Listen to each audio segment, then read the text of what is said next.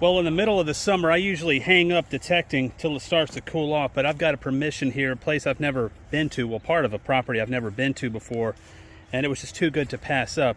I've got about 20 acres or so. I'm in the middle of a battlefield that happened in South Louisiana.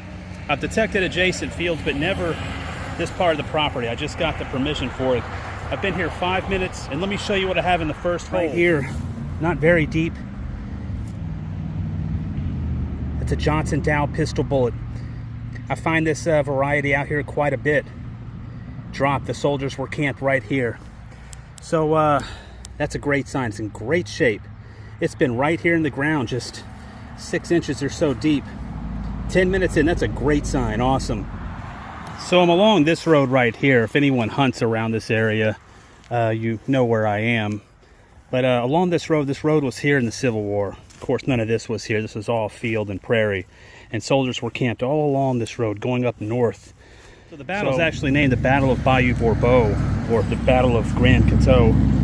Either one will do, but I got a great signal right here along the road. In those other fields, I found grommets and finials and other brass items in the past, so I know they were camped here, camp lead. But let's see what this is. It's still in the hole, ringing up about 75. Of course, musket ball. 69 caliber. Looks like it hit something really hard right here. High impact. That is awesome. That is so awesome. This is the center. This is the core of the battlefield. Confederate infantry marched through these woods this way toward a Union encampment, which is right behind me. That is awesome. And this place has been picked over too, but the old man who owns the property, he just moved out. He's going to be selling this, and he never let me detect the front yard. He never let anyone detect the front yard. That's what he told me anyway. And it's showing it because, yeah, here we are digging stuff up. I talked to his son a couple days ago. He said, yeah, come on out. You can dig as long as we own it until we sell it. First bullet right over here. Musket ball where that white truck is by the road. A few yards over right here, high impact. Looks like a mini ball, maybe a 54 caliber. A lot of trees in the area when this battle went on. Too cool. Looks like it could be a Gardner with that cavity. Probably a mini. I think I see a ring right there. That is awesome. Isn't that so cool? Isn't that just so totally awesome? The history in my hand. Been laying here for 160 years. Wow. Amazing. So my strategy is to stay in the shade until it cools off.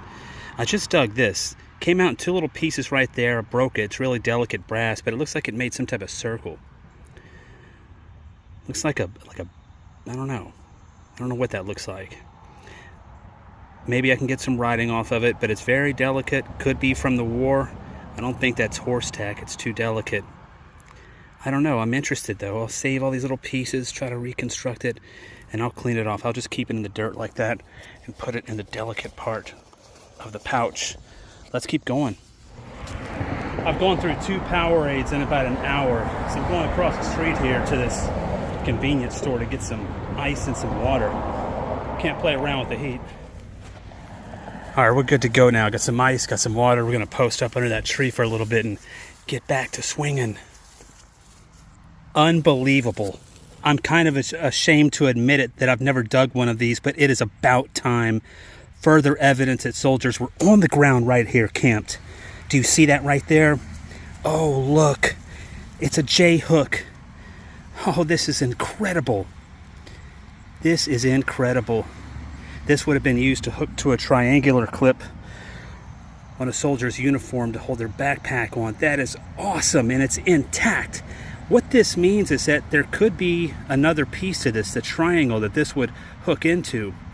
Which also means there could be a U.S. belt buckle, breastplate, bayonet. You never know. It's been picked over. I'm surprised this was here. It wasn't but a couple inches deep, and it was blowing out my ear. So, you know, I guess the old man who lived here, he said people hunted it before to death, but I mean, it's never hunted out, ever. Ever. We're going to stay hydrated and keep... right in here. Let's look together. You know, so dry. I don't feel like breaking it apart, so I'll get the pinpointer. What is that? Right here. Oh, for a second, and I knew it was a little too small. I thought it was a plate of some kind. Yes, looks like some type of some type of bit. I don't know, some type of old cotter pin. No, that's hand forged. Probably a piece of horse tack. I'll take it. Could have been part of the camp right here, you never know. Could be more modern. It's hard to say. These were made the same way for a long time before and after the Civil War. I like rings though, and I'll put it in the collection. Let's keep going. What a beautiful landscape, and a beautiful relic to go along with it. Looks like a little smaller than 69 caliber. Looks like it might be a 54 caliber. And it looks like it was dropped maybe. Doesn't look like it was fired. Looks like the sprue right here, that's the opening in the mold where they would have poured it. So more evidence, drop bullets right along the road. The bayou is right there. And so they would have been camped all right here. That is too sweet. It's just unbelievable. And the heat is just, I'm sure you can tell just by looking at me that the heat is just out of control.